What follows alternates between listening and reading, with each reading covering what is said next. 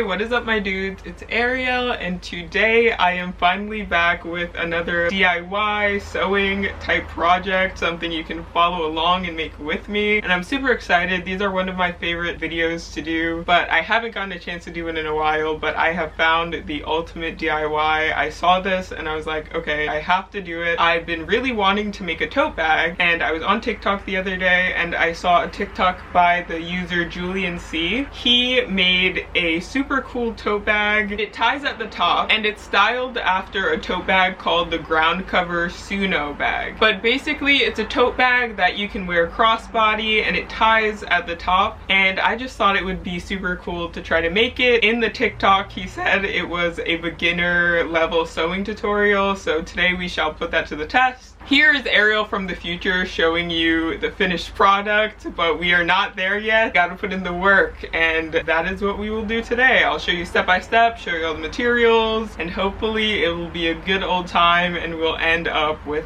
a nice bag. So let's get into it. I should probably start off by telling you what you'll need. It's pretty simple. You only need a minimal amount of stuff. You're gonna need a sewing machine if you plan to sew it with a machine. It's doable by hand because it's pretty much just your regular straight stitch for the whole thing, but it will probably just take a lot of time. I will be using a sewing machine, but if you're not, I do think that it would still be doable if you do not have a sewing machine. You're also going to need a pair of fabric scissors to cut out the shape of the bag before you sew it, and lastly you're going to need some fabric. And luckily this video is sponsored by Chunkake, who sent me the fabric that I'm going to be using to make the bag. So I'm going to open it up now and show you the fabrics they sent me and choose which one I want to use for the bag. So firstly, I got this gorgeous quilted fabric. It's like a gingham quilted material. I'll show you the other two fabrics I got. I got this bandana print fabric, which is super cool. It's just a brown bandana type print all over. And I believe this is 1 yard, which is the ideal size for this project. So this is probably going to be the fabric I use to make my bag. I think it's the perfect weight. Notice how it's fairly light. And I also got this fabric, which is slightly thicker than that brown bandana fabric, and this has almost like a tie-dye abstract print, but I really love this one as well. The colors are super nice and I think that it would be great to make the bag as well. However, I am biased to this one, so I think that I'm gonna use this one. But I really love all these fabrics. I think they're all super cool and unique. Chunkake has amazing fabrics, such an insane collection of some super unique and high quality fabrics compared to like your average fabric store or craft store. I absolutely love it. When I was selecting what fabric I wanted to use for this project, I was at such a crossroads because they're all so cool. So I'll have these fabrics that I just showed you linked below and the link to their site. Go check it out and let's get into the tutorial. So I started by folding the two good sides of the fabric together and just making sure that from top to bottom it measures 36 inches. And from side to side, it measures at least 20 inches because these are the dimensions that we're going to need to make the template.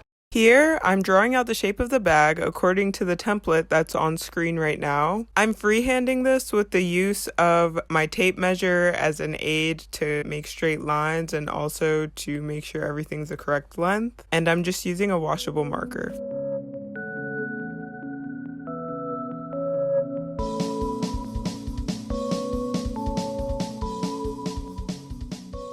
So here you could probably see my template a bit better. I just drew one straight line that is 36 inches long from top to bottom. Then I drew one straight line across that's 20 inches long. And then from here I drew another line up that is 36 inches tall. So it is just a rectangle with the top that's not finished. Then once I had that, I measured 20 inches up from the bottom and drew a line across and took the top two lines that were 36 inches, and from there I connected it to that line that was at 20 inches of the bag and made two kind of makeshift straps. As you could see, they're not the straightest, but I don't think it'll really matter. I just am gonna make this one a bit straighter and cut it out.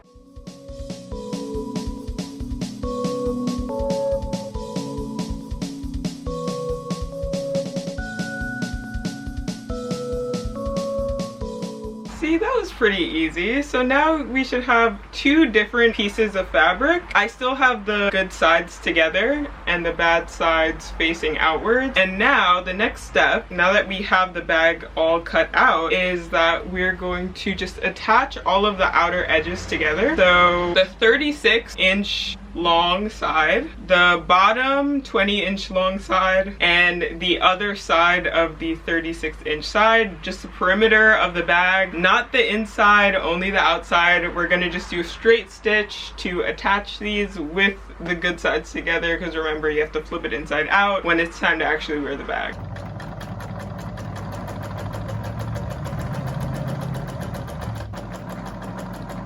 Okay, so we just connected the three sides of our bag, and this is what it should look like. The good sides are still together, hence why the bag looks like it's on the wrong side. But if you turn it inside out, or right side out really, you can see the bag is coming along quite nicely. We have done pretty much the hardest step. We have 2 steps left, so stick with me. We are almost there, okay? So after this, we have a bag shape, and an optional step that I saw in the tutorial I'm following did a top stitch, just sewing the stitch down on the right side to give it a more flat appearance on the seams of the bag, but I don't find it necessary, and this is a beginner's tutorial, so we can leave that out. However, if you're a bit more advanced and want a more polished finish on your bag, you could totally top stitch the seams that we just sewed. However, our next step, now that we have the bag shape, is to take the corners of the bag with the good sides still facing together, and you're going to pinch the corners of the bag. So here's the bag, and this is the corner,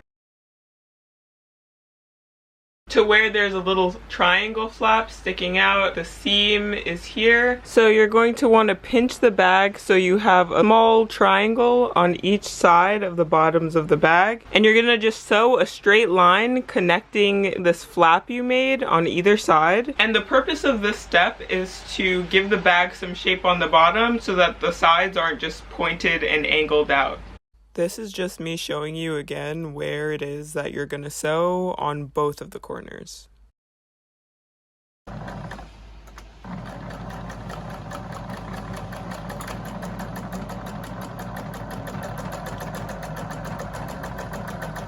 Okay, so now having sewn down the 2 corners, when you flip it inside out, you can see the square shape at the bottom of the bag. As simple as that. And now we're seriously almost done. For the last step, all you have to do is fold over this hem, the raw hem of the bag, just once, and sew it down. Usually when you're hemming something, you fold it twice and then sew it to create a clean, stronger looking hem. However, on the original ground cover tsuno bag, they only fold it over once when they hem to give kind of a frayed look, which I think really suits the style and even the fabric print of the bag. So I'm just going to be folding it over once to hem it, but if you prefer a more polished finish, just like with top stitching the perimeter, you can double fold it when you are doing the hem. So I'm going to sew the hem down, and it's basically anywhere you see just the raw finish of the bag. And then once my bag is hemmed, I will be back to show you the finished product and how I would style it.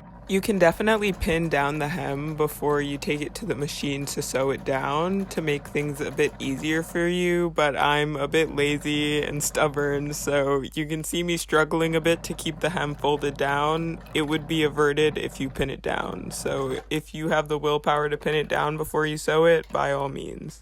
Now, once you're done hemming, you should have your finished product of a bag. All I have to do is just cut off these excess threads, which I probably should have done as the project has gone on. And after snipping off those few loose threads, here is the final finished product. The bag is worn with a knot at the top for those 2 handles. And then you could wear it on your shoulder like this, or even crossbody. The one critique or thing that I would have changed while while making this bag is I would make the handles a bit longer so that I could wear it crossbody more comfortably rather than it just being quite tight on my shoulder. While editing this, I finally realized why this happened, and it's my mistake because I measured 20 instead of 14 for the length of the bottom of the bag to where the straps start. It should have been 14 inches, which would leave a lot more space for the straps. So if you follow the template given in the beginning, you don't have to worry about this. I just ended up making a bit of a goof,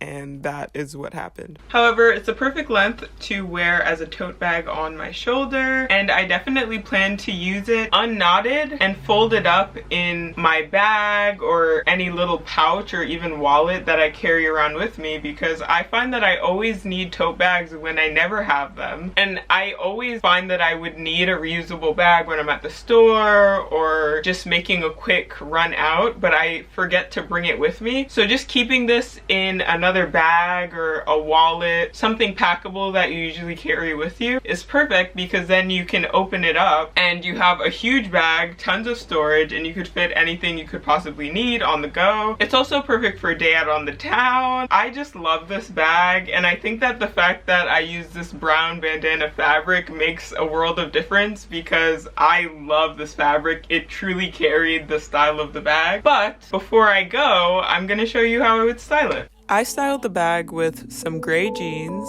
They're Miss Me and I got them on Mercari, a thermal hoodie with cross embroidery that I got on Poshmark, and the shoes are New Rocks.